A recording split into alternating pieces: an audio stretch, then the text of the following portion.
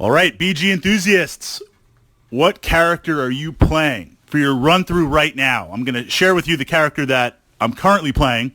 Then in some future podcasts, I'll kick around some of my favorite builds, and we'll talk about some strategies, some considerations, and I'm going to be doing my best to avoid any type of spoilers on there, because certainly in the main storyline, there's a lot of really neat discoveries going on, and then you've got the side quests.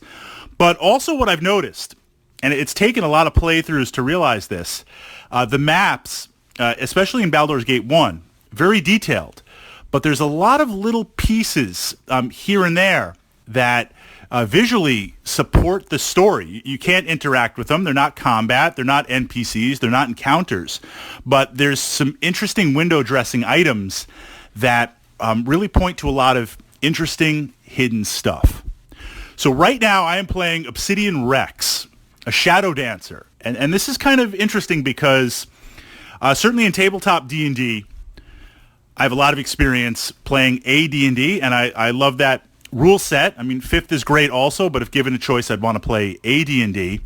And I usually don't play thieves or the thief subclasses on there, because in our AD&D group, my friend James always plays a thief. In other editions, a rogue on there. I'm usually the wizard or magic user or sorcerer, dragon disciple, something along those lines. So for this run through, I wanted to do something completely different.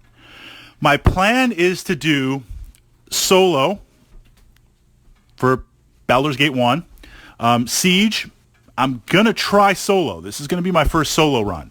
I'm interested with it.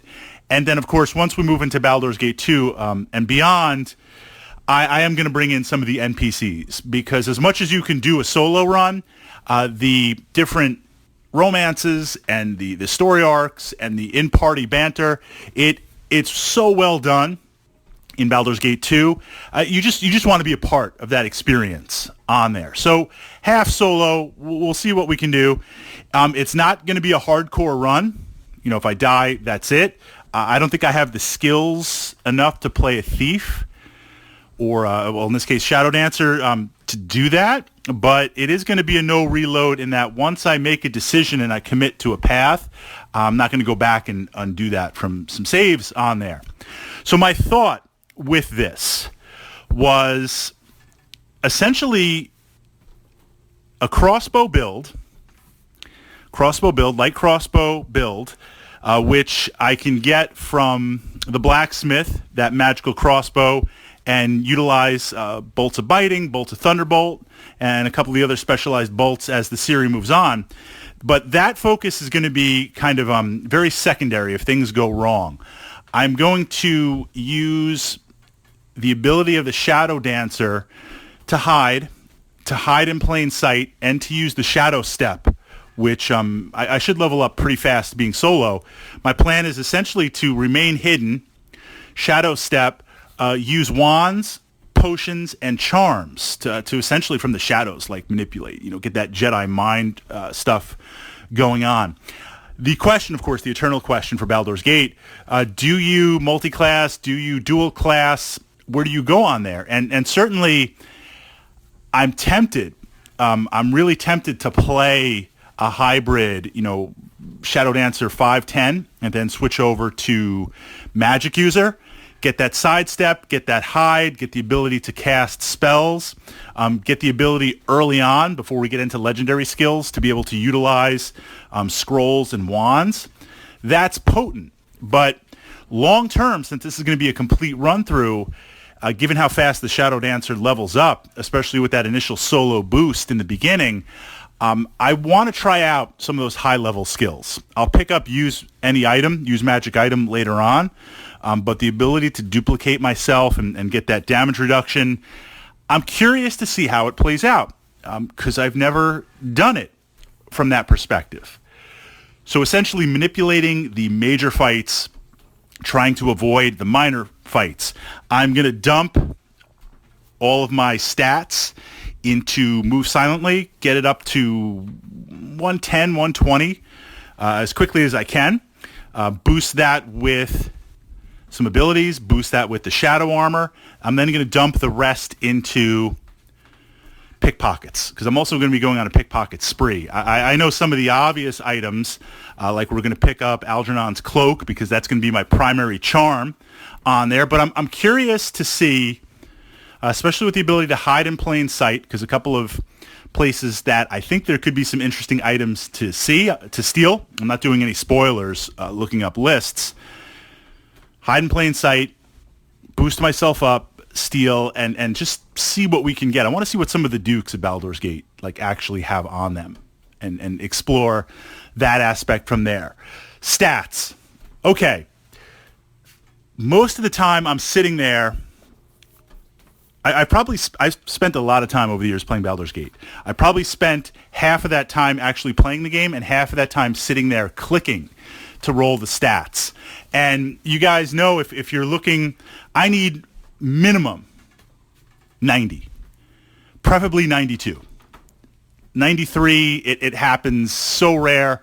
I think once I got a 94 or a 96, and that was just insane. I had a sorcerer, 96, put him into Dragon Disciple, and just was absolute beast, because then you boost things with tomes, and you boost things with the Constitution. I was quickly getting regeneration on there. But I want to have those higher end stats. And you guys know you're sitting there clicking and clicking and clicking. And you just get into this pattern where you're like 73, 78, 88. Okay, I'll save 88. 76, 78. And you're clicking so fast, you hit 93, you click again, you bypass it, and you're like, right? It just, so going through. I'm going to put, since I'm going solo, 18 strength on there. Won't need it for crossbows. Thinking long term, I'll probably go into scimitar or katana just to utilize that at some point. But I want the strength for the carry capacity, because as I loot things in the game, some of the bosses, the lieutenants that you fight, they've got good armor. They've got good chain. They've got good scale. They've got full plate. They've got magical full plate. That's worth a lot of cash, and I don't want to leave that behind. I need to get that loot for potions, for wands, and for bolts, because I'm going to be consuming a lot on there. So I want the 18 strength. Then we're going to do 18 dex. That honestly seems mandatory for a thief or any of the sub builds on there. Those of you who roll with thieves regularly, I mean, would you ever go in with 16? Would you ever go in with less? Because certainly I'm not going to be able to boost that 18 any higher. I'll get the tome. But as we move into Siege and as we move into Baldur's Gate 2, and there's ways to boost that, I want to have that 18 base. Constitution, 18. Now, this is an interesting kind of back and forth. Obviously, if you're a fighter or something that's going to rely on massive Constitution bonuses with already a good hit point base, if you're rolling D8, D10 for your hit points, you want that max con. I want it simply because I can begin to regenerate, get that regeneration in there. I can pick up the buckler, and then I can get the tome. That's going to put me at 18, 19, 20. Push that out and push that into there, plus long term. So I've always been kind of an 18 Constitution guy. Even playing wizards, even playing magic users, sorcerers, I want to push that out there. Dump stats. I mean, something has to be a dump stat, and I hate that term. Maybe statistically you would be better off going with across the board 16s, but wisdom and intelligence, I'm going to try to get those to 10. With tomes, maybe push it up to 11. I'm not going to be doing any editing. It's just what's in the game. That's what we're going with. The challenge here is going to be how much is that going to hurt me later on? And I'm not even thinking about like the wish spell and things like that, or the machine. I'm just thinking like mind flayers and other things. I'm not even going to be able to take one hit. I mean, we have to have a weakness somewhere, and I'd rather have my 18s all in strength, dexterity, and constitution. Which leaves us to charisma. Now, I know a lot of people view this as a dump stat, but I like to have 18. for the holistic long term, I can boost that with some cloaks. Other classes can boost it with spells. I love using friends if I'm a sorcerer on there. I find that if you're playing a class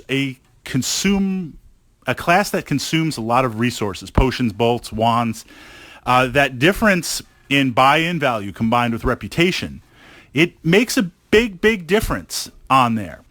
And it helps to interact with some characters. It just makes things a little bit easier. And I feel like as the hero of the game, I should be very charismatic. Although you could be a grumpy dwarf and play from there.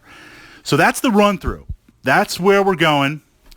And we'll see. It'll be really interesting on there, and tactically very different than how I usually play. Because in Baldur's Gate, usually I'm playing magic users, sorcerers, all sorts of different builds, wild mages, things like that.